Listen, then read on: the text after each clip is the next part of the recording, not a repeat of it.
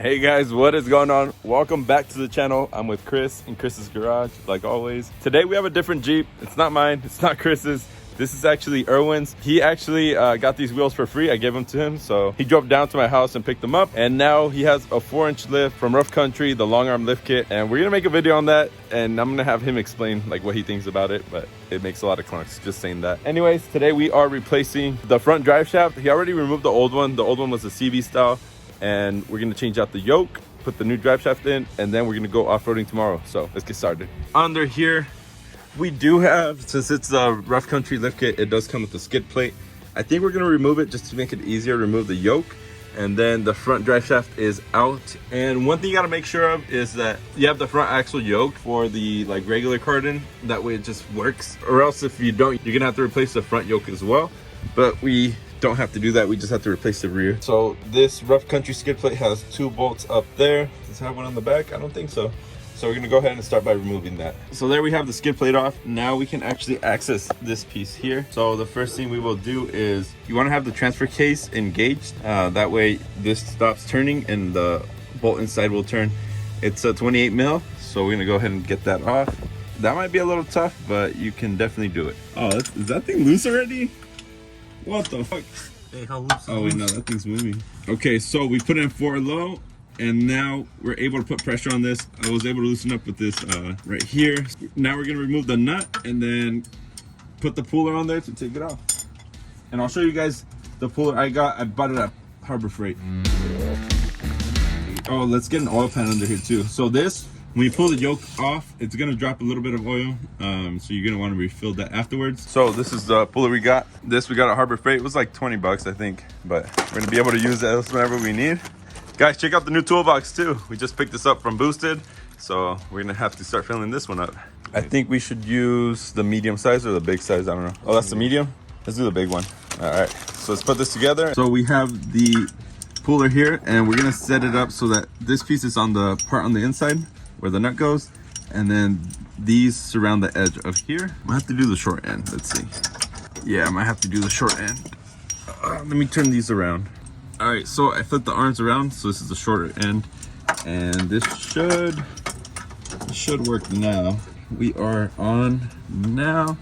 Got to tighten this thing. Okay, and I think we're good there. So now we're just gonna ratchet that, and then it should just pop off. And it might leak a little oil, like I said, but it'll be fine. Okay, there it is out. Push this back. And you do want to add oil after you're done, because you saw all the oil that came out.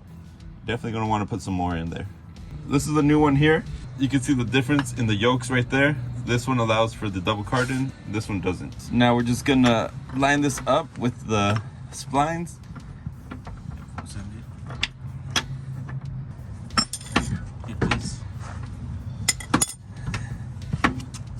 Oh, there we go. Put the nut back on, and that'll tighten it up and push it closer towards the T-case how it should be. It's recording though, right? Yeah. Okay. All right, we're just gonna tighten it to spec right here. Okay, so now we are ready to put the drive shaft in. So we're gonna start with this side and then pull it forward towards the front. At our local Ace. Do it best. It was. Now let's do it best. Anyways, it's an Ace. And this is a 5/16 by 24 pitch thread, I don't know, whatever. But we're gonna put it on. So these go through the back here, and then they tighten up on the front. So, and these are grade 8, so these aren't gonna break or anything. They should be fine. These are the same ones I use on my Jeep, and it's held up really well, so.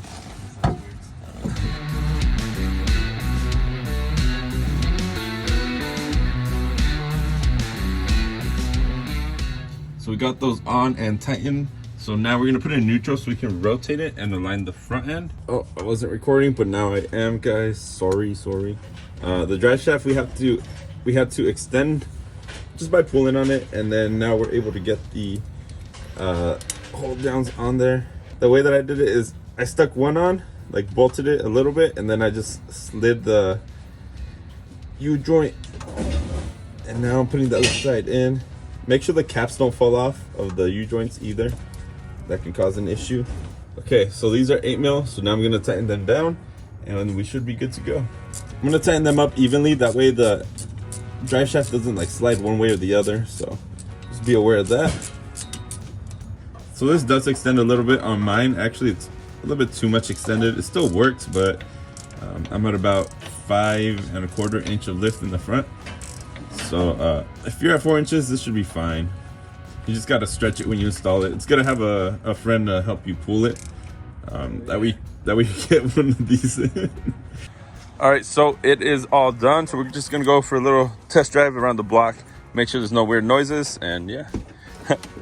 As I was working on it, the freaking the door panel came off, so we're gonna have to fix that, but not right now. All right, let's see. Hopefully no clunks. It actually was clunking before, and the rough country does clunk a little. That's what the owner was telling me. So I'm not gonna be worried about it if I hear any bad clunks. So I still hear some clunks, but I don't think that's from the driveline. I think that's just the suspension. So let's see. So we're gonna take it on the dirt just to try it out. But oh man, the rough country does clunk a lot. Jesus, yeah, I don't think that's the drive shaft.